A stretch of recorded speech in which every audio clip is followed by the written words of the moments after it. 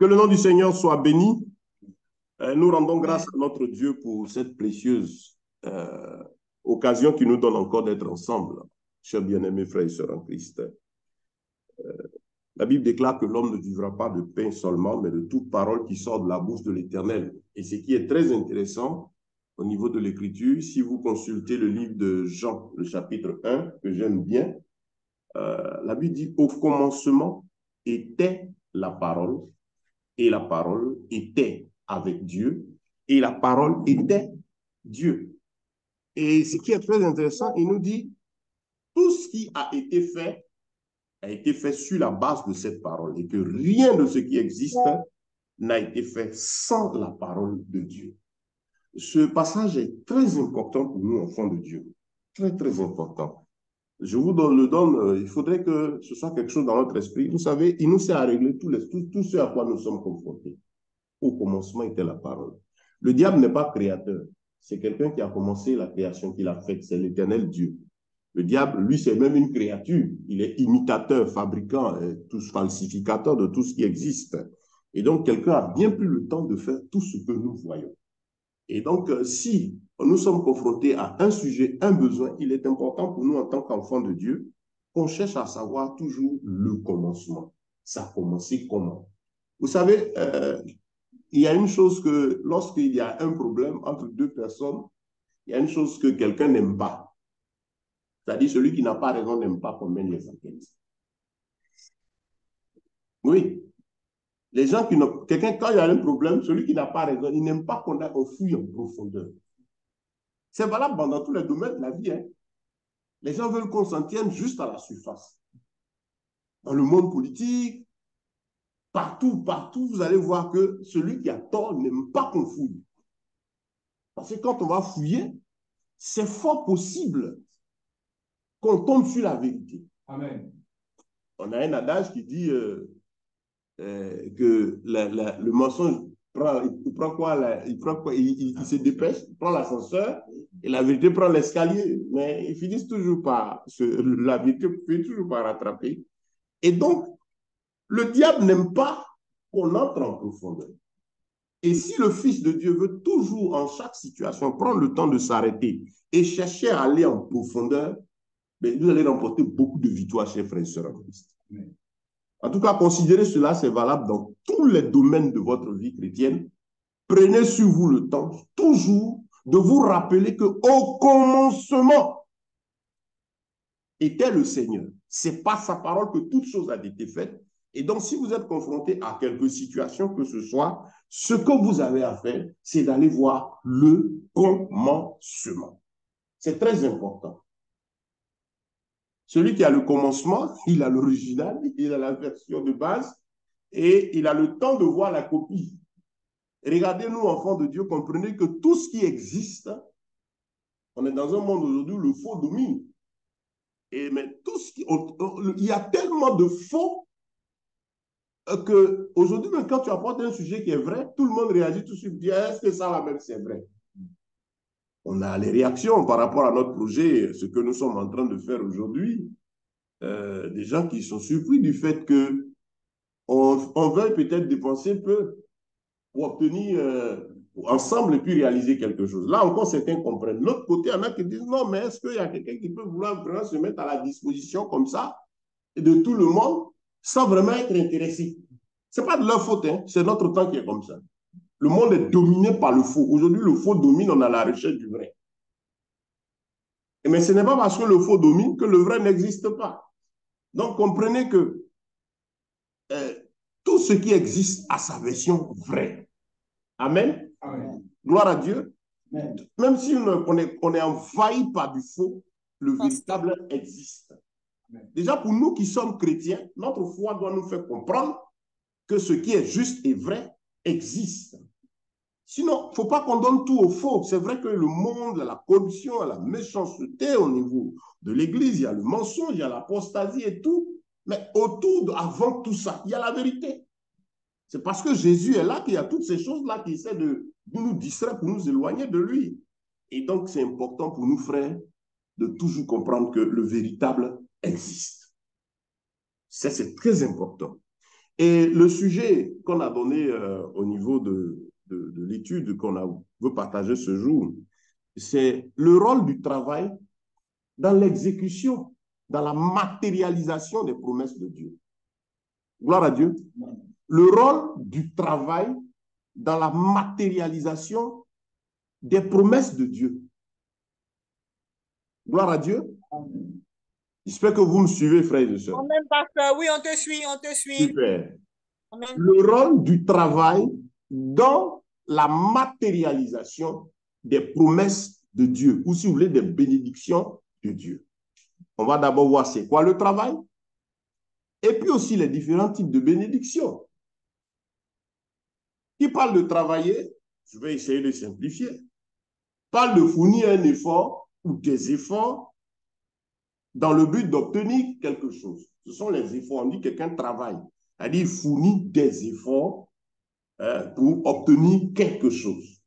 Gloire à Dieu. Amen. Voilà. Et donc, c'est ça, travailler. Et travailler ici, quand on dit le rôle du travail dans la matérialisation des promesses de Dieu, c'est quoi? Maintenant, parler des bénédictions de Dieu. En quoi est-ce que le travail intervient dans les bénédictions de Dieu? Il faut savoir que pour nous qui sommes chrétiens, nous sommes des hommes et spirituels, et moraux, et physiques. C'est-à-dire, en toi, chrétien, il y a la partie spirituelle, qui est cette partie qui te met en relation avec le Créateur. C'est parce qu'il y a le spirituel en nous, par la nouvelle naissance en Jésus, nous avons cette relation directe avec le Créateur. C'est par notre esprit que le Créateur vient à nous. Notre deuxième partie, c'est notre âme, notre moi. C'est-à-dire cette partie de souffle, le cœur, la vie qui est à l'intérieur de l'homme, cette partie qui est en relation avec l'esprit de Dieu et qui se charge d'écouter Dieu et d'exécuter la pensée de Dieu. Ça, c'est ce que l'homme à la création est censé être. Et puis maintenant, il y a le corps, ce gros bagage-là, qui est physique, que tout le monde voit. Et donc, si on veut parler de bénédiction, il faut tenir compte de ces trois parties qui nous constituent, nous chrétiens. Gloire à Dieu. Amen. Nous sommes spirituels, moraux, physiques. Donc, il y a la bénédiction spirituelle, il y a la bénédiction morale et il y a la bénédiction physique. Gloire à Dieu. Et sachant que nous sommes des hommes spirituels, quand on dit le travail, le rôle du travail dans l'exécution de la promesse de la bénédiction de Dieu, première bénédiction que nous avons, le fait d'accepter Christ. En quoi il y a travail là? Nous savons que pour avoir le salut, il a fallu que quelqu'un vienne. Il y a toute cette opération que Dieu a faite depuis la création qui s'est accomplie dans l'œuvre de celui que nous appelons Yeshua, c'est-à-dire Jésus-Christ, notre Seigneur bien-aimé Sauveur. Et donc, quelqu'un est venu faire tout ce travail pour que toi et moi, toutes les actions que Jésus a produites, on parle de travail, on parle des efforts, les gestes, tout ce qu'il a fait, ce fut un travail. L'œuvre de Christ, c'est un travail. Tout ce qu'il a eu à faire, venir, parler, marcher avec les disciples, aller jusqu'à la croix, donner sa vie, rentrer dans le tombeau, ressusciter et remonter auprès du Père, c'est tout un boulot qui a été fait pour que toi et moi, aujourd'hui, nous ayons accès à la vie éternelle. Donc, il y a eu travail, il a fallu quelque chose. Le salut n'est pas descendu comme ça, il a fallu l'œuvre de l'Éternel. Gloire à Dieu. Amen. Donc, le travail là a été utile. Les efforts, les actions ont fort été utiles à l'exécution de la pensée de Dieu pour nous amener à obtenir cette bénédiction spirituelle de base là, qui est le fait d'accepter Jésus. Quelqu'un a fourni des efforts. Gloire à Dieu.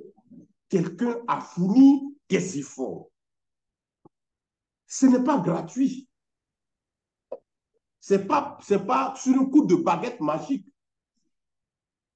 Dieu, il est Dieu, il pouvait cligner du doigt comme ça et puis tout se passait.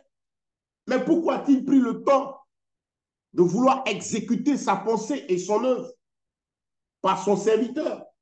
Regardez la manière dont il va nous apporter le salut. Je ne veux pas m'étendre dessus, le sujet est assez vaste, mais si je veux que vous voyez un peu comment Dieu a pris le temps de travailler. Il a bossé. Gloire à Dieu. Amen. Il a réfléchi de son trône. Je vais les sauver. Mais il va passer pour le faire. Il a fallu qu'il passe par le sein maternel. Il envoie quelqu'un. Et ce quelqu'un, nous savons comment il doit naître. Regardez comment Dieu respecte l'ordre du travail, de ce qu'il a établi. Mais le Messie pouvait venir d'une manière extraordinaire. Le Seigneur fendait le ciel un matin et puis il descend avec les anges. Il descend avec les anges. Et puis, bon, nous, on a haut, puis on le voit, il vient, ses pieds ne touchent pas la terre. Dieu dit non. Je passe par le processus que j'ai institué. Il faut qu'il aille dans le sein maternel, par la conception, la prise de la grossesse. On sait que la grossesse doit passer par les 9 mois. Cet enfant, dans le sein béni, là, est venu par la main de miracle du Seigneur. On sait que la mère était là où c'est l'œuvre de Dieu. On sait qu'elle était vierge, donc humainement parlant, elle ne peut pas concevoir. Mais il a fallu l'opération du Saint-Esprit en elle. Et quand même l'Esprit de Dieu a opéré le miracle, il a fait la conception, il fallait que l'élément qui est né dans l'embryon là parcourt les 9 mois de grossesse. Retenez bien, Dieu respecte l'ordre des choses que lui-même il a établi. Amen, amen, pasteur. Le miracle, Dieu les produit lorsqu'il estime qu'on est bloqué. Et Dieu, il n'y a pas de vie miraculeuse. Non, frère, consultez vos Bibles. Pour dire que Dieu opère le miracle on parle de miracle lorsqu'il y a réalisation de quelque chose naturel par un procédé surnaturel. Tous les miracles qui ont été produits, les résultats sont des résultats naturels. Mais on dit qu'il y a miracle parce que la manière dont c'est venu, c'est-à-dire avant que la chose ne naisse, quand on analyse de façon humaine, il n'est pas possible que la chose là arrive. Si une vierge, si elle n'est pas allée avec un homme, elle ne peut pas enfanter. Gloire à Dieu. Amen. Un aveugle, ben tiens, il est aveugle, il est déterminé qu'il est aveugle, il ne peut pas voir. Un boiteux, si ce n'est pas l'action de l'esprit, on ne peut pas voir ces choses. Mais on dit qu'il y a un miracle. Dieu est chaque fois venu opérer un miracle pour donner un résultat naturel. Donc faites attention aux miracles, aux résultats surnaturels. On a malheureusement aujourd'hui le fait d'attirer l'attention des frères et des sœurs sur une vie surnaturelle. Non, vous êtes dans le naturel ici. Mais Dieu utilise des procédés surnaturels pour amener à l'existence une chose naturelle. Et donc, nous sommes, par exemple, pour gagner le pain, il a ordonné, on en vient tout à l'heure, il a dit à Adam, tu mangeras à la sueur de ton front. Et il a donné ça à toute sa descendance jusqu'à la fin des temps. Dieu ne peut pas se détourner de sa parole. Maintenant, on veut croire que, ah tiens, on est là et puis on prie. Pourquoi nous, les chrétiens, lorsqu'on parle de travail, on parle d'affaires, la plupart, plus de 90% des enfants de Dieu sont comme surpris. Ils ont l'impression qu'ils ne doivent pas fournir d'efforts. Ils ont l'impression qu'ils ne doivent pas travailler, ils ne doivent pas réfléchir. Leur doigt, leur cerveau ne doit pas passer à l'activité. Parce que pour eux, ils ont un Dieu qui est le Dieu des miracles. La plupart sont paresseux. Et c'est un problème. Donc, premièrement, comprenez que la matérialisation de la bénédiction spirituelle, commençant par l'acceptation, l'œuvre de Christ, le salut là, est passé par le travail que quelqu'un a fait, a opéré, a pris le temps de faire quelque chose.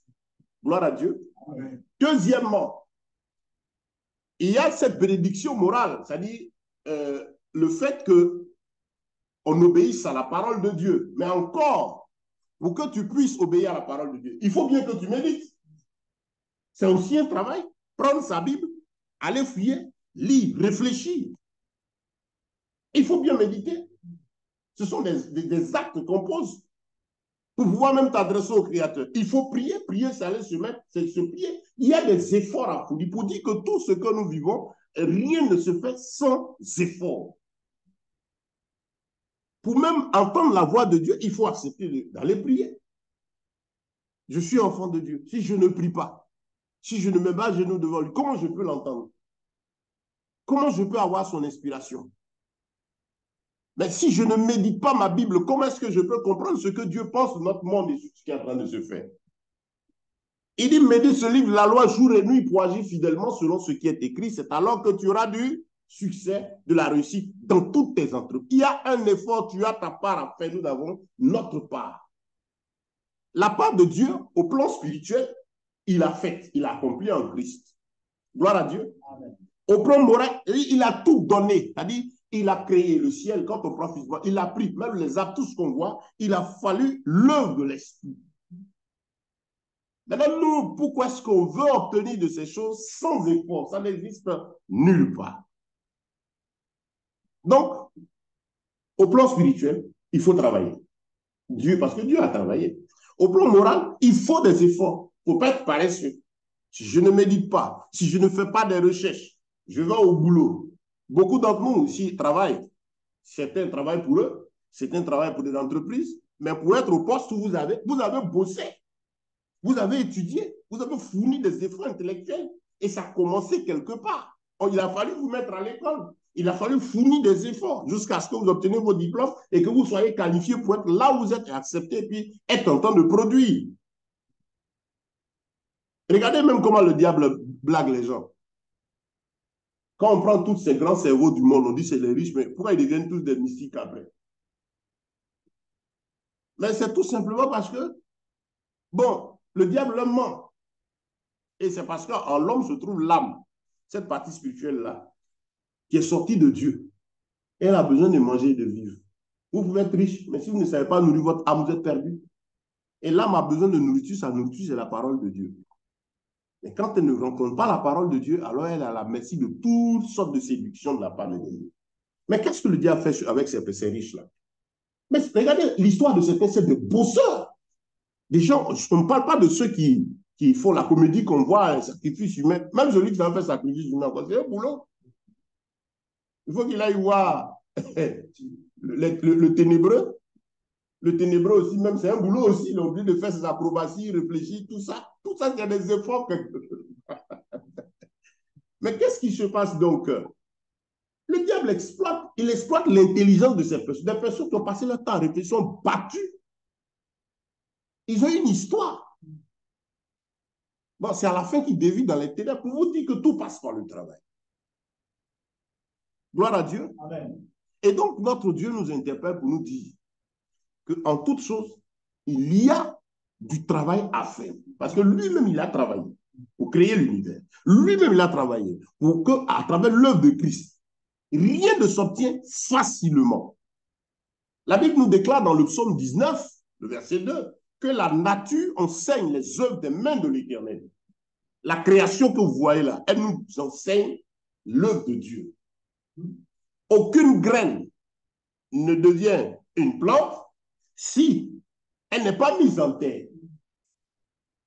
Gloire à Dieu. Amen. Et pour être mise en terre, il y a du boulot à faire. La production va dépendre des efforts que chacun aura fournis.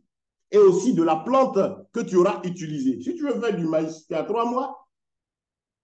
Mais après 3 mois, on déracine les pieds. Pour reprendre. Si tu veux faire de l'EVA, tu as une autre réalité. Tu as 6 à 7 ans. T'attends. Mais il faut 5 terrains. Gloire à Dieu.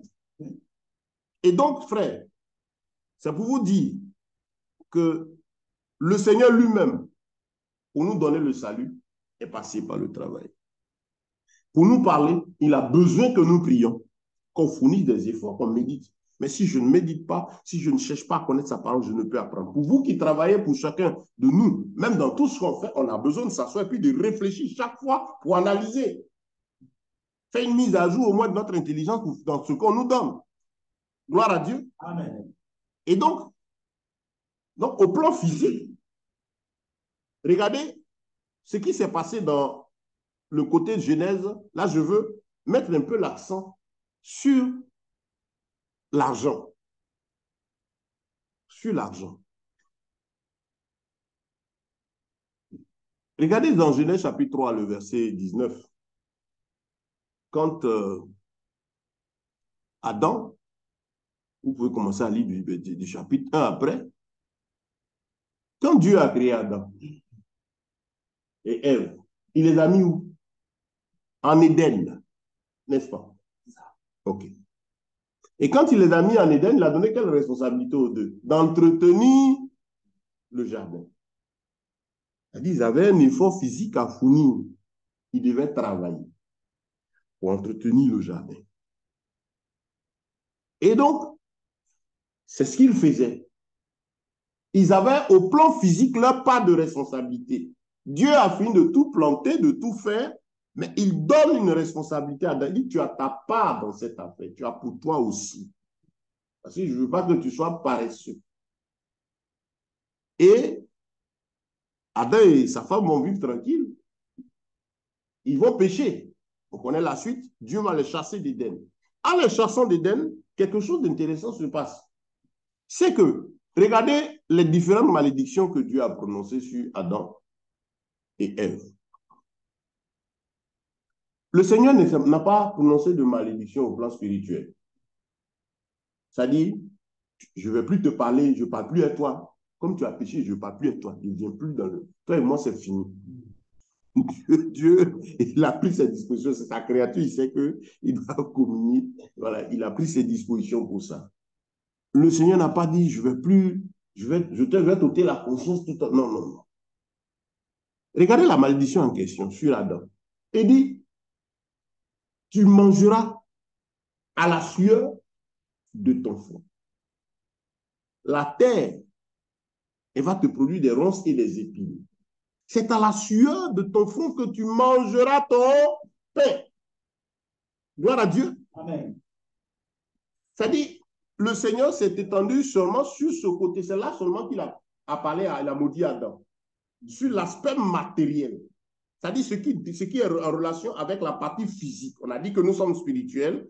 On a l'esprit, il y a l'âme, il y a le corps. Celui qui est sans Dieu n'a pas l'esprit. Il est homme animal, il a son âme et puis sa chair. Mais pour nous qui sommes en Christ, nous avons l'esprit, l'âme et le corps. Dieu maudit Adam. Dieu n'attaque pas le côté, il ne dit rien par rapport au côté spirituel. Il dit, je ne vais plus parler à toi. Non, non, non. On avait déjà le plan du salut à travers ce qu'il a dit à Ève, qu'elle va mettre au monde, ta postérité fera ceci, et ainsi de suite, et à cela. Mais à Adam, Dieu parle à toi et à moi, à toute l'humanité. Il dit, tu mangeras à la sueur de ton front, des ronces et des épines. C'est-à-dire, Adam devait continuer de travailler, seulement le travail allait être un peu plus difficile. Gloire à Dieu. Amen.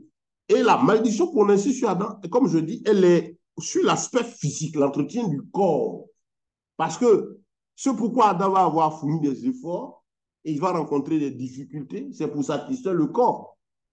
Et donc, bien aimé, c'est pour nous dire que dans tout ce que nous avons à faire, pendant que nous sommes vivants ici, nous sommes appelés à travailler, comme notre Père travaille.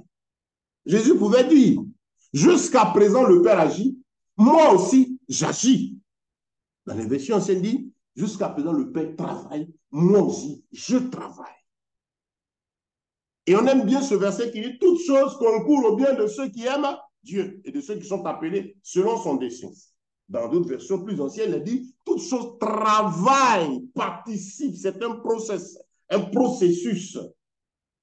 La Bible dit que la nature enseigne l'œuvre des mains de l'Éternel. Bien-aimés frères et sœurs en Christ, Dieu n'aime pas le paresseux. Le paresseux spirituel, il n'obtiendra rien. Il te fait la grâce de le connaître. Tu ne pries pas, tu ne gênes pas, tu ne médites pas. Comment connaîtras-tu les profondeurs des lois de ton Dieu? Demandez même à quelqu'un qui travaille même. Quand on met l'emploi, il a une fonction, une responsabilité. Il y a ce qu'on appelle des mises à jour. Demandez à nos frères et sœurs qui sont... Il y a des mises à jour. Il y a des séminaires qui sont organisés souvent pour pouvoir permettre aux uns aux autres de se mettre à jour, n'est-ce pas? Et donc, il faut comprendre que nous ne devons pas être paresseux. Ne soyons pas surpris, chers frères et sœurs, quand on regarde le monde, côté matériel, ce que Dieu veut que toi et moi nous retenions, c'est que nous avons à travailler. Jusqu'à ce que le Seigneur mette un thème à ce monde-là, le pain s'obtiendra par le travail. Celui qui ne veut pas travailler, l'apôtre Paul l'a dit, il dit, celui qui ne veut pas travailler, qui ne mange pas. Les apôtres, ce sujet n'était même pas une préoccupation au temps de ses premiers disciples, parce que c'était des bosseurs. Regardez, les juifs même de nature sont travailleurs. frère, ce qu'il y a à comprendre, c'est que, côté matériel, à l'exemple de ce que notre Dieu a fait en nous œuvrant pour nous sauver, nous avons besoin de bosser. On a des projets, on a des désirs. Mais Salomon disait, il dit, le paresseux a des désirs, mais il ne sait pas aller à la ville. Si on demande, on donne un bic et une feuille à tout un chacun, donnez vos visions, vos objectifs. Bon, parlons-nous seulement de nous chrétiens ici. Mais vous allez comprendre que beaucoup, chacun va te donner un plan. Moi, j'aimerais avoir ceci. Moi, j'aimerais avoir cela. Mais on passe par où? C'est le chemin là que beaucoup refusent. Gloire à Dieu. Amen. Il ne faut pas refuser de travailler.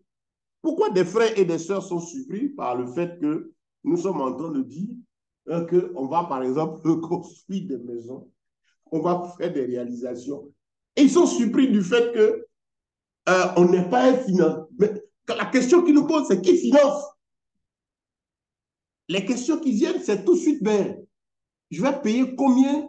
J'étais avec une personne, on échangeait, et elle me dit, c'est-à-dire qu'elle ne comprend pas, elle ne peut pas accepter le fait que, par le boulot, nous pouvons nous travailler, poser des actes, avoir des activités qui vont servir à financer quelque chose. C'est ces réalisations. Pour un même bâtiment, bon, si c'est trop grand pour sa tête. En échange, il me dit, mais je paye combien? Je lui ai dit, voilà un peu tout ce que tu as payé. C'est pour un appartement, 385 000. Il dit, mais comment toi aussi? Je dis, mais est-ce que tu écoutes ce qu'on dit? Nous disons que nous sommes ensemble pour travailler, pour appliquer la parole de Dieu là, et enfin produire des résultats. Parce que le Seigneur a donné, et ce que vous prenez en exemple, quand tu es en train de dire non, je veux des finances, bon, est-ce que qui va financer? Mais celui que vous appelez financier, il a commenté quelque part. Généralement, on ne veut pas aller au charbon. Voilà. On ne veut pas aller au charbon. On est surpris de savoir que quand on dit à quelqu'un que ben, avec tel montant, on va obtenir. Non, c'est pas. Non, si. À cet appui, réfléchissez. Bon, c'est nous-mêmes les financiers. On a des désirs, on veut les réaliser. Et bibliquement, le Seigneur dit quoi? Tu mangeras à la sueur de ton front. Gloire à Dieu. Amen. Mais je veux avoir une maison, le Seigneur dit à la sueur de mon front, il faut que je travaille pour l'obtenir. Vous-même, ceux-là qui doutent, peut-être que l'ouvrage est grand, c'est ce qui peut-être fait que la foi de certains n'y arrive pas. Peut-être les gens ont juste la foi, ils croient qu'effectivement, si on l'embauche pour 30 jours, lui, il croit qu'on peut le payer. Mais à croire que lui, il peut travailler sur une certaine période et qu'il y a des activités qu'on peut faire, qui peuvent fournir de l'argent pour lui permettre d'être libre financièrement, c'est un problème pour lui. Mais ça fait que le système classique a reçu un gros boulot. Hein. C'est de faire de l'esprit des gens des salariés, c'est-à-dire des ouvriers, de rester ouvrier, de rester dépendant. Parce que vous savez, celui qui a l'esprit du salaire, l'esprit de l'employé, il ne pense pas, c'est-à-dire qu'il est formaté dans quel sens? Il ne croit pas, il ne pense même pas au fait que lui-même, il peut un jour être libre et travailler et se prendre en charge. Il n'y croit pas. Quelqu'un qui n'y croit pas, bon, écoutez, vous allez tout lui dire, ça sort du rêve pour lui. Et si les chrétiens que vous parlez de ça, va parler de miracles. Oui, mais il y a miracle, effectivement, notre Dieu, le Dieu des miracles. Et les miracles, comme on dit, il est fait qu'il estime qu'on est bloqué. Est-ce que Jésus est capable, frère, je sais, posez la question à ceux-là qui se posent mille et une questions, est-ce que ton Dieu est capable de te donner une maison? Parce que là, ne serait-ce qu'à ce point, est-ce que ton Dieu est capable de donner une maison? Moi, quand je sors, je regarde ces jours-ci à cause de ce qu'on est en train de faire, les judo bâtisseurs, là. Je passe dans le puis je vois les gros bâtiments qui sont R+6, R, je regarde jusqu'à... Je m'assois et puis je loue le Seigneur. Parce que je sais que le Dieu que je sers, il est capable de faire ça. Maintenant, il dit pour y arriver là, c'est par le travail. Il y a les voies et moyens pour y arriver. Ceux qui y font, là, ils sont passés par où? Ils sont passés par ce que Dieu a ordonné à la nature. Oui, ils sont passés par l'entrepreneuriat. Ils ont commencé quelque part. Gloire à Dieu. La dernière fois, lorsqu'on était parti sur le site où il y a les terrains, je ne sais pas si tu te rappelles un peu, le côté où le gars a mis les poteaux, là, le long, et puis on est parti, puis c'est beau, la deuxième partie du site. Mais l'histoire de ce monsieur qui a fait les poteaux, là, les poteaux électriques, là, mais on m'a raconté l'histoire. Chaque fois que je m'arrête chaque fois pour voir, j'aime faire des recherches sur l'histoire de ces bosseurs. C'est un jeune de rien du tout, illettré. Mais c'est extraordinaire, frère. On dit qu'il a commencé à faire les poteaux. Quand tu vois le matériel, c'était il s'est débattu, faire le ciment. Mais aujourd'hui, toute la zone de Cocody, Djibino, tous les poteaux là, c'est lui qui les fournit. Et il a mis tout un matériel qui est là aujourd'hui pour produire les poteaux là en masse. Mais il a commencé où, frère? Chers frères et sœurs en Christ, il faut qu'on sorte de la paresse. Il faut qu'on sorte de la peur. La foi est une ferme assurance des choses qu'on espère et une démonstration de ce qu'on ne voit pas. La foi sans les œuvres, elle est morte. La foi avec les œuvres, c'est elle qui manifeste la gloire de Dieu. Mais quand on dit cette foi, on a parlé de bénédiction spirituelle. Notre Dieu l'a manifesté, il faut accepter Christ. Au plan moral, il faut aller méditer. Au plan physique, tu dois travailler, c'est ta part. Mais si tu ne le fais pas, tu ne mangeras pas. Ces hommes-là, ils s'asseyent, ils ont réfléchi. Lui, il a réfléchi à quoi, ce monsieur? Pour aller prendre un petit moule, commencer à faire des petits poteaux, et puis aujourd'hui, il fournit toute la zone en poteaux électriques. Frère, j'ai regardé, c'est extraordinaire. Mais vous êtes des chrétiens. On est des enfants de Dieu. Pourquoi accepter qu'on nous marche dessus? Je ne suis pas en train d'enseigner l'orgueil, non. Ce que je veux dire, c'est quoi? Notre Dieu, c'est ces enseignements, c'est de ça que l'Église a besoin. Réveillez-vous. Parce qu'on a besoin de passer à l'acte. On a besoin de travailler. On ne va pas passer notre vie. Je suis là et puis je dis, mais Seigneur, je regarde les frères et je dis, mais vous sortez le dimanche. Demain est dimanche. Mettez-vous devant une assemblée. Les gens ont fini de chanter, crier, danser, finissent. Regardez 90% de ceux qui ressortent. J'étais la dernière fois devant une boulangerie à acheter du pain et j'ai vu un couple de frères. Je sais que c'était des frères en Christ parce que la manière dont ils étaient arrivés, j'ai regardé, ça m'a fait très mal de voir que le frère et la sœur, ils avaient leur enfant. C'était pas vraiment, c'est-à-dire que physiquement, ils sont affaiblis. Tu sens que la vie n'est pas facile pour ce couple. Ils mangent difficilement. Pour acheter le pain, ils discutaient, je regardais, et dis Seigneur. Et c'est ce qui fait que les gens se moquent de nous. C'est vrai que de l'autre côté, un païen, non? Mais pourquoi les gens se moquent de l'Église? Pourquoi les gens se moquent des frères? Moi, je refuse ça. Gloire à Dieu. Amen. Mais je réfléchis, je dis, mais Seigneur, qu'est-ce qu'on peut faire? La plupart de tous ceux qui sortent, les gens sont nécessiteux. Tu finis le culte, on te donne des responsabilités. Aujourd'hui, c'est quand? Le 8. Je sais que si vous prenez 100 frères et sœurs en Christ, beaucoup n'ont pas encore payé leur maison. Ça, c'est ce qui nous concerne. Le monde, c'est la même chose, hein? Mais je ne parle pas de ce qui nous concerne nous-mêmes. Mais pourquoi on va rester dans une logique d'être locataire jusqu'à la fin de notre vie? Pourquoi? Pourquoi? Gloire à Dieu. Amen. Mais c'est des choses qu'on s'arrête, on est content, on se rend compte que il nous faut cette liberté. Mais on a peur d'aller affronter la réalité nous-mêmes. On a peur de nous mettre au travail. On a peur de s'aimer. On a été habitué à l'enseignement de semences quand il s'agit d'offrande, c'est ce que les gens vous mettent là. Mes frères et sœurs, entreprendre, c'est s'aimer. C'est souffrir, sortir de l'argent de sa poche et puis mettre dans une affaire. Et puis entretenir. Et puis arriver à un moment, commencer à récolter. Et être prêt parce que les premières récoltes ne sont pas forcément ne vont pas te permettre tout de suite de rattraper ce que tu as investi. Mais il faut persévérer, réfléchir, développer, dupliquer. Moi, quand je suis un peu les développements, les enseignements des gens qui font développement personnel et consort. Je fais des formations, ceux qui savent, je pilote des projets, je fais des formations en affaires avec les gens. Bien, mes frères et sœurs en Christ, je rends grâce à Dieu.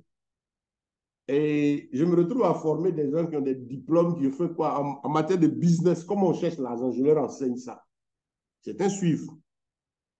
Et ça va vous surprendre. Je n'ai pas de niveau terminal. Quand il n'est pas de niveau terminal, allez suivre un peu les formations. Je travaille, je fais en formation des hommes d'affaires. Moi, je n'ai pas de niveau terminal. J'ai fait la terminale. Mais j'ai reçu mon appel au ministère, c'était en première. Mais j'ai forcé pour l'an terminale. Dieu, le Saint-Esprit dit non. Mais j'ai moi le Saint-Esprit, l'Esprit du Dieu vivant, par lequel j'ai appris les affaires. Et donc, quand je parle aux gens de dire, j'appelle ça entrepreneuriat pratique. Celui qui a rendu Salomon le plus riche de tous les temps, c'est qui? C'est l'Esprit de Dieu. Allez lire vos Bibles, frères. La Bible déclare que Dieu a donné à Salomon. Il a dit, je te donne, c'est pas je vais te donner. Hein. C'est-à-dire, au plan spirituel, c'est un acquis, le matériel. Mais le lendemain matin, l'homme n'était pas là. Allez lire Ecclésiaste, allez lire Proverbes. Prenez 2 Chroniques chapitre 1. Quand vous poursuivez, quand Dieu a fini de parler avec Salomon, la Bible dit, Salomon rendit l'argent courant comme des pierres en Israël. C'est fut le plus gros entrepreneur, le plus gros bosseur que le monde ait connu. Mais comment la promesse de Dieu s'est matérialisée en Salomon?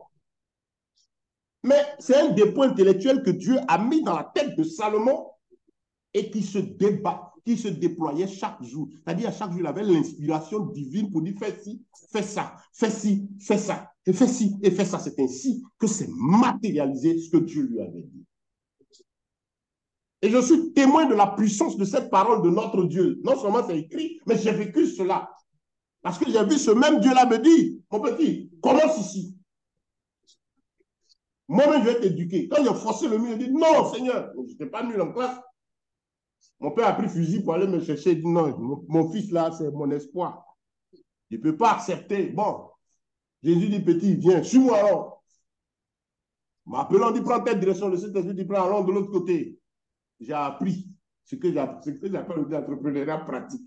Avec 200 francs, Dieu dit, rentre ici, coupe les ailes. Rentre ici, fais ci, fais ça, fais ci, fais ça.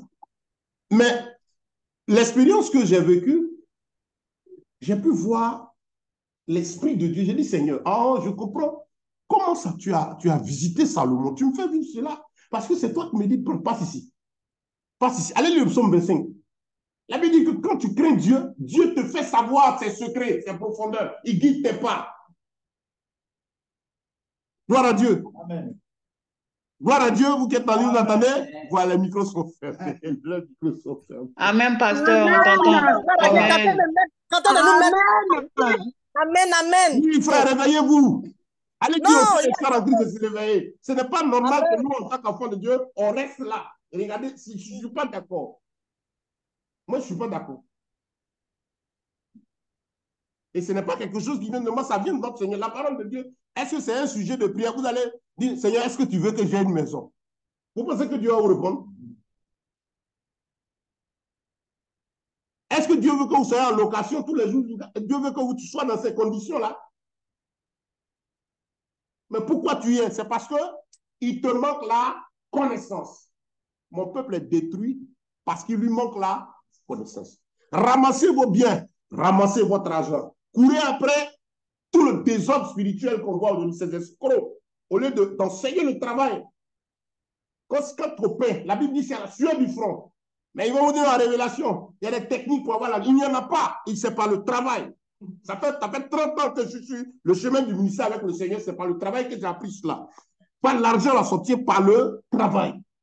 Celui qui vous dit que c'est autrement, que c'est parce que vous allez vider vos poches, que vous allez remplir, faites-le, c'est bon. Rassemblez tout votre argent, déposez, donnez à ces personnes. Ce n'est pas mauvais de faire une offrande. C'est biblique. Servir Dieu avec notre bien, avec le cœur. Mais Dieu, ce n'est pas du donnant-donnant. Et si c'est dans cet esprit-là, on vous montre des techniques. Si vous donnez, Dieu va donner. Si tu donnes, Dieu donne. Où c'est écrit? Où c'est écrit? Où c'est écrit que c'est quand tu donnes que Dieu donne? Abraham, là, qui a reçu la visite de Melchisedec, c'était Jésus-Christ, sous cette forme Pasteur, merci. Qu'est-ce qu'Abraham? Allez lire Genèse.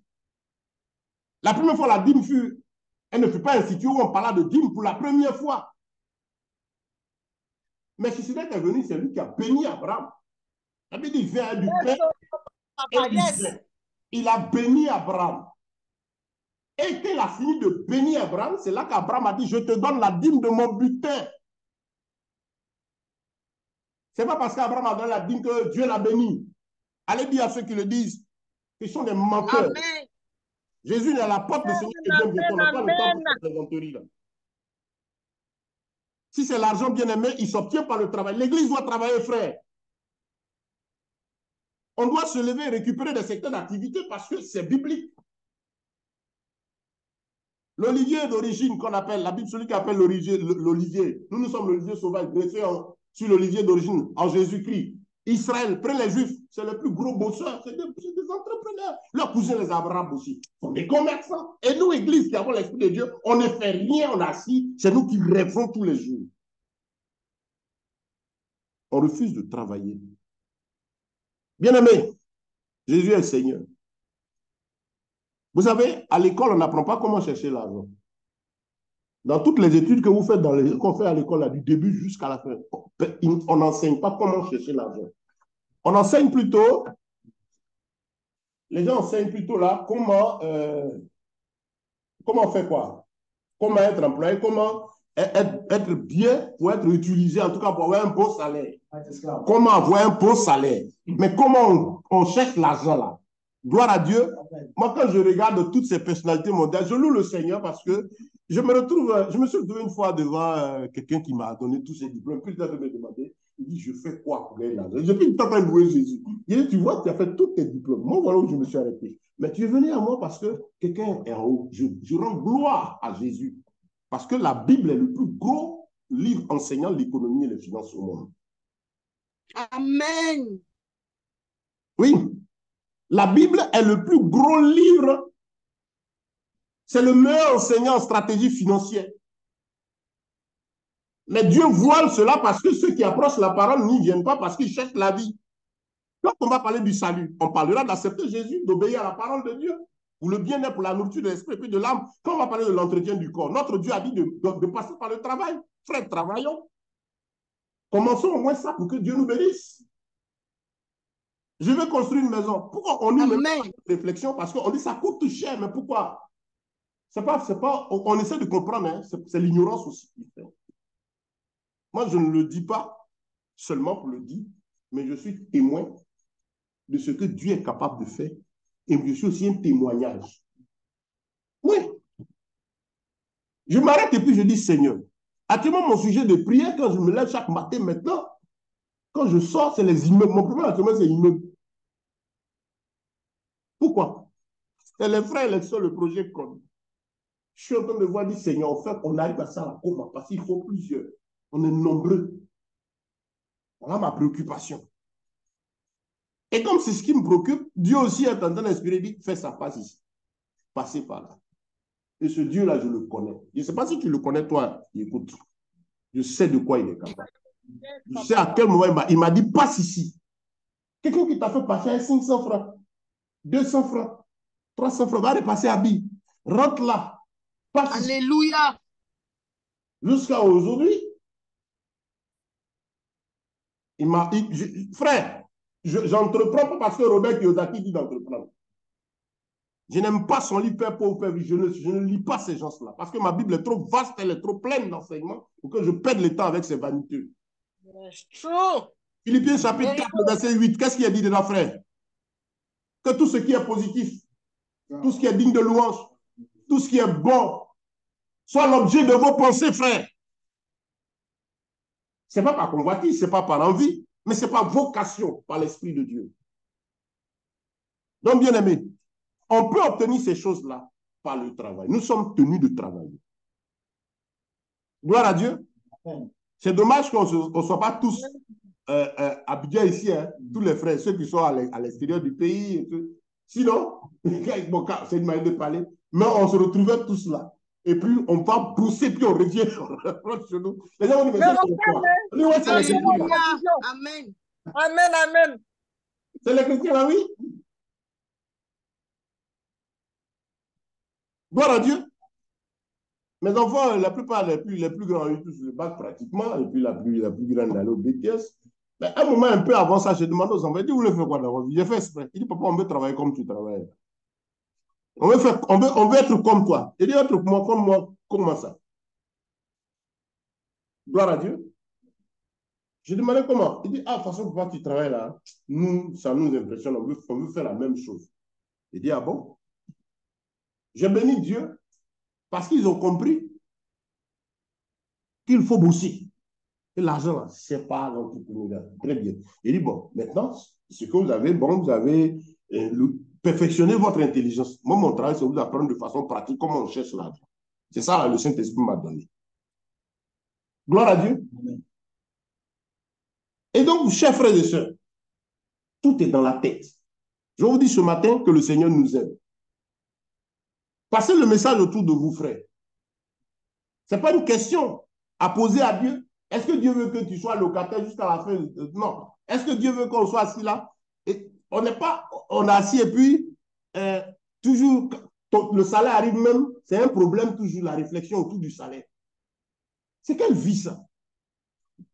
Et puis on nous demande, maintenant, quand on veut nous amener à nous révolter comme ça, on dit non, révolte-toi, ça doit changer. Mais ça doit changer.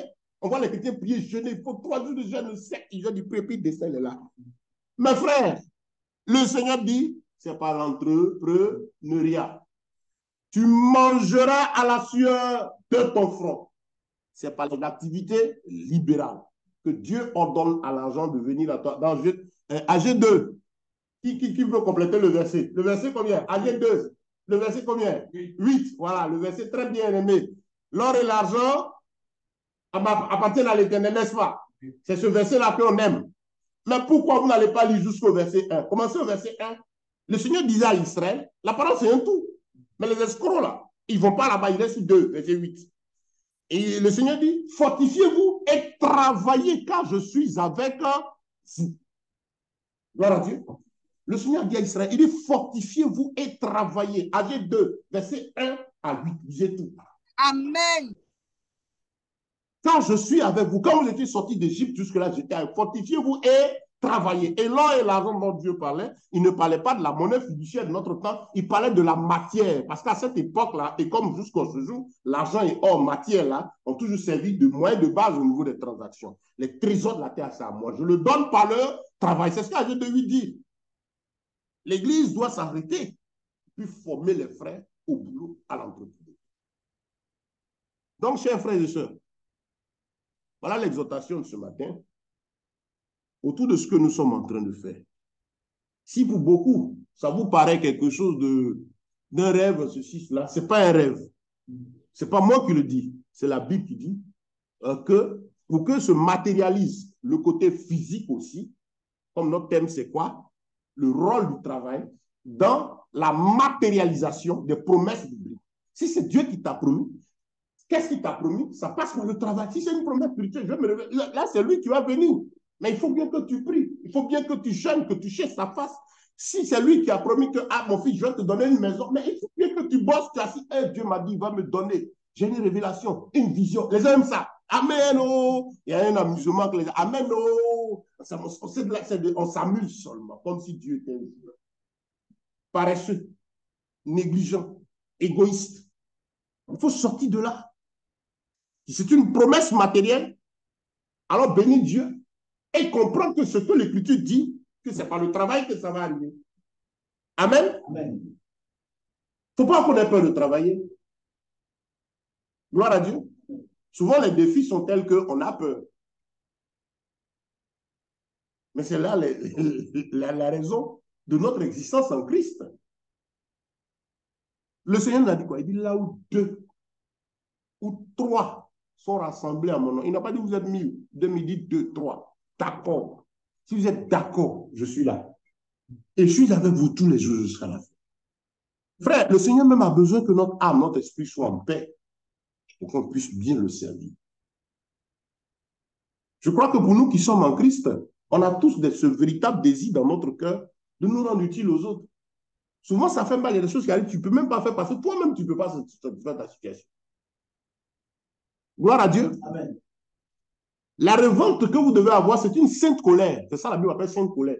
C'est pas je me révolte parce que j'habite une commune, pourquoi je suis ici. Non, Seigneur, non, c'est pas. Non, tu te révoltes effectivement. Dieu veut que tu sois libre. Maintenant, d'accord, mais c'est pas ce que tu entends de rechercher là, ça passe, Dieu passe par le travail.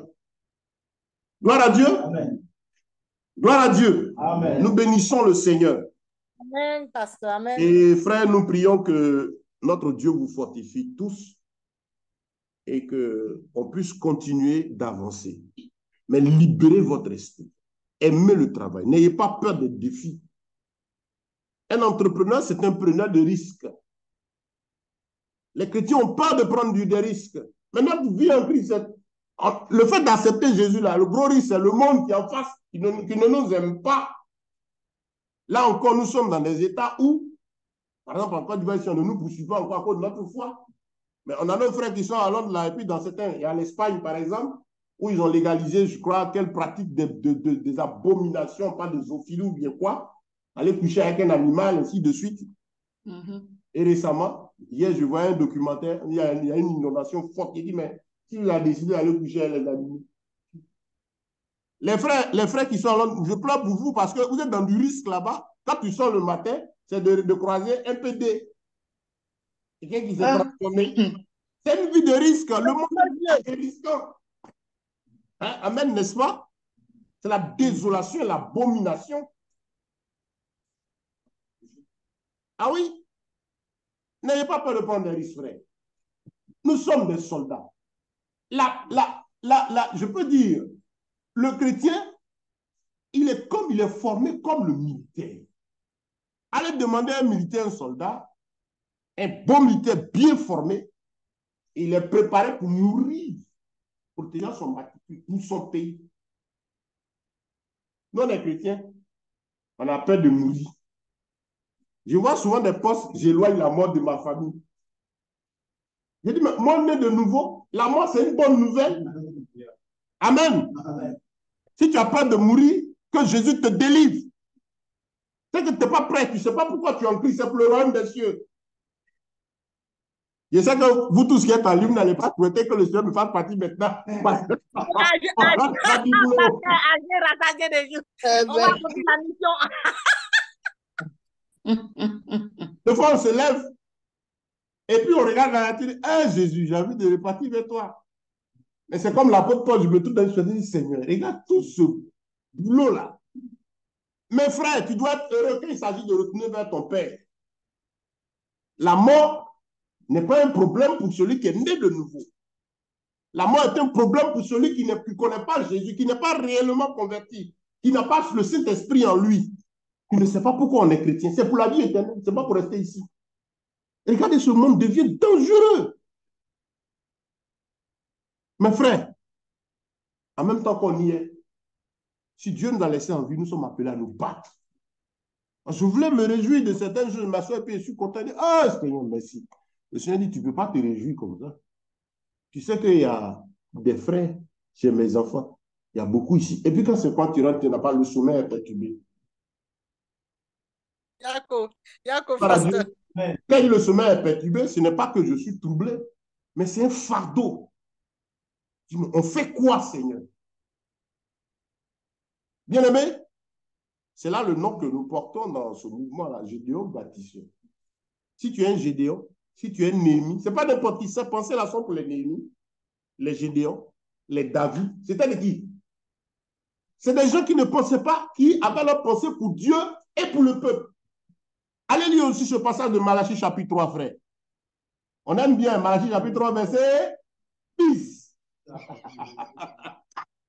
Mais dépassez-le, lisez-le en entier, s'il vous plaît. Il est merveilleux.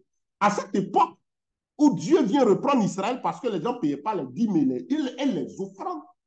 Pourquoi Jésus dit la chose? C'est parce que la dîme avait été instituée. Parce que quand Israël sortait, je vous invite, ça c'est un sujet, il est long, mais j'ai une étude sur mon site, il y a des enseignements dessus. Mais c'était une nécessité vitale, parce que c'est un État un peuple qui sortait de l'Égypte, qui allait à Canaan. C'est un État qui devait être formé. Il y avait jusqu'à 12 tribus et Dieu prend une pour la mettre à part. Comptant les veuves, les orphelins n'existent. Le service de Dieu devait continuer le tabernacle, mais il y a un, comme ça doit se faire tous les jours, Dieu dégage une tribu spécialement pour s'en occuper. Et donc, il va mettre toutes ces lois. Les offrandes n'ont pas commencé par la dîme. Qui fut la première offrande? Caïn et Abel. Ce qu'ils ont fait, c'est plus grand que la dîme. Gloire à Dieu. Amen. Oui, les prémices même étaient plus grandes que les dîmes. Bon, bref, il y avait du désordre autour de ces choses que Dieu avait données. Et comme il y avait de la négligence, les dîmes ne venaient pas, les offrandes ne venaient pas, ça faisait un tort au temple et à tous ceux qui étaient de la sacrificature, eux aux veuves, eux aux orphelins, et tous les nécessiteux, parce que la dîme servait à l'entretien de tout cela. C'est pourquoi Dieu a châtié ici Israël à cette époque. Et ensuite, je vous invite à lire la suite, elle est merveilleuse. Le Seigneur dit, c'était compliqué au point où il y avait, il dit, et ceux qui craignaient l'Éternel se parlaient l'un et l'autre. À cette époque, il y avait des gens qui disaient non, nous, on ne va pas continuer de se laisser suivre. Même si c'est dur, on va se parler l'un à l'autre. Ça dit qu'on va se battre pour la cause de Dieu. Et si vous lisez le passage, il est dit, un mémorial fut ouvert pour ceux-là qui pensent, dans la version que j'ai, ceux qui pensent à l'Éternel. Est-ce que tu es de celui qui pense à l'Éternel, bien-aimé? Quel est ton motif? Si tu es de ceux qui pensent aux intérêts de Dieu, Dieu va te bénir et te bénir là. C'est pour les autres. Parce qu'en fait, tu deviens un instrument. Moi, je préfère être un robinet. Je ne veux pas être une cuvette qu'on remplisse d'eau. Pourquoi? Le robinet, c'est par lui que l'eau passe. Je veux que Dieu m'utilise comme un robinet pour apporter de l'eau aux autres. Que d'être une cuvette qu'on envoie, je recueille de l'eau, puis je m'en vais. Beaucoup de frères sont des cuvettes, des casseroles. Quand ils viennent, c'est pour eux là. Ah, Dieu m'a béni, il m'a béni. Mais pense aux autres. C'est là, Malachie 3. Ceux qui pensent à l'Éternel sont de ceux qui pensent à Dieu. Amen. Amen. Que le Seigneur soit notre force. Amen. On a voulu passer cette exhortation pour dire qu'on doit travailler. Passer le message aux frères et aux sœurs, il s'agit de travail. Nous nous sommes mis ensemble pour plusieurs raisons. Travail au plan moral, c'est l'enseignement, voilà. Chaque fois qu'on se retrouve, on s'édifie, on continue de s'édifier, partager la parole de Dieu, et on se nourrit spirituellement, on se nourrit moralement, et on se nourrit aussi physiquement. Physiquement, c'est un gros défi parce qu'il y a beaucoup d'ignorance. Mais gloire soit rendue à Dieu. De toute façon, on parle de réveil spirituel. Le réveil spirituel, il s'agit effectivement de ce dernier mouvement de l'esprit. Quand vous lisez Matthieu 24, le Seigneur a dit, et Matthieu 24, vous lisez tout le chapitre, quand ils sortaient du temple, les disciples ont dit, ils ont fait voir le temple à Jésus, et le Seigneur de dit ceci, il ne restera pas ici pierre sur pierre qui ne soit détruit, il y aura des guerres, ainsi de suite. La charité du plus grand nombre se refroidira, mais celui qui persévérera jusqu'à la fin sera sauvé. Et le dernier verset 14 dit quoi? Et cette bonne nouvelle du royaume sera prêchée à toutes les nations. Mais aujourd'hui, vous savez que tout s'achète. Et depuis lors, tout s'achète. Tout mouvement se fait avec de l'argent. Mais pour que cette bonne nouvelle du royaume soit prêchée à toutes les nations, je vous explique, frères et sœurs, le véritable motif de mon engagement, ce n'est pas les maisons, ce n'est pas le fait d'avoir des entreprises qui rapportent de l'argent. Oui, c'est utile. Pourquoi on se bat pour ça? Parce que nous sommes dans ce corps physique-là. Il faut qu'il soit à l'aise dans les conditions minimum pour que la mission pour laquelle Christ m'a appelé, on puisse le faire. Parce que je vais appeler tel frère, me dire après, ah, c'est vrai, on doit le remettre. Je n'ai pas pu, ça fait 3 mois. C'est ce qu'on vit, n'est-ce pas? Donc, notre objectif, c'est cette œuvre-là. Ce pourquoi Christ nous a appelés, c'est parce que l'évangile doit parcourir des nations. Il y a des endroits où les gens ont besoin d'entendre la parole de Dieu. On a besoin d'imprimer des brochures. On a besoin d'amener de l'argent dans des coins pour que les gens entendent parler de Christ. Mais pour que l'argent parte dans des coins, il faudrait que nous-mêmes là aussi, on produise. Comme on ne va pas aller prendre des prêts dans une banque, on ne va pas aller voir des gens du monde pour avoir. Le Seigneur dit ne devez rien à personne. Alors nous, on doit travailler produit pour nourrir nos frères, pour nourrir ces missions. Il y a quelques jours, j'étais là, je regardais un documentaire de frères dans une région du Mali, des hommes de Dieu qui sont allés évangéliser et ils avaient été attaqués. Je regardais un peu la situation et le Seigneur me faisait voir quelque chose. Il dit à ceux à soutenir. Il dit gloire à Dieu. Je ne sais pas si vous me suivez. Hein? Nous, on est en salle ici, on se voit physiquement. Je sais que vous... Gloire à Dieu. Pasteur, on est là. On te suit. Gloire à On Dieu. te suit. Amen, amen, amen, On amen. est là puissamment, on est là. Shalom, On est là, je suis content. Gloire à On Dieu. est popo dipo. Ah, d'accord, d'accord. Merci, c'est bien. Donc, vous voyez, chers frères, en fait, le fond, c'est ça. L'évangile doit faire une fois, la dernière fois, le tour du monde. Le diable court. Est-ce que vous savez ce qui se passe à travers la guerre en Ukraine? Pour ceux qui lisent les prophéties bibliques, vous savez, ceux qui veulent installer le gouvernement mondial, ils veulent aller très vite. Mais ils vont y arriver. C'est des choses que le Seigneur a annoncées. Mais seulement, ils courent plus vite que le temps que Dieu leur a donné. Parce que, en fait, le dernier signe de la parole de Dieu, qui est l'évangile qui doit faire, le réveil spirituel dont on parle, ce n'est pas quand vous chantez, vous dansez pour tomber en transe. Non, on sort avec l'évangile pur. Réponds-toi, fuis le péché, fuis Amen. c'est le message de l'évangile. Jésus est venu pour enseigner la repentance. Gloire à Dieu. Jésus est venu pour nous enseigner la repentance. Jésus est venu pour nous enseigner la repentance, chers bien-aimés. Il est venu pour nous enseigner la repentance, chers frères et sœurs. Amen. Gloire à Dieu. C'est le message, c'est pourquoi Jésus est venu. Et c'est ce message-là qui doit sortir pour aller dire aux nations que le Seigneur n'est pas loin. Je ne sais pas combien de temps ça va durer. Mais voilà ce que nous avons à faire. Et ça se fait avec des moyens. Ça se fait avec d'énormes moyens. En tout cas, même. Yes. Et Dieu ne veut pas aussi qu'on prenne crédit. Moi, je bénis Dieu parce que de tout ce que le Seigneur m'a fait à faire, je loue le Seigneur. Je dis, Seigneur, tu es vraiment dans ta parole. Quand je suis en train de lutter pour faire tout ça, le Seigneur m'a dit, tu ne prendras pas de crédit à quelqu'un. Et je peux vous rendre ce témoignage, je ne dois pas 5 francs à quelqu'un.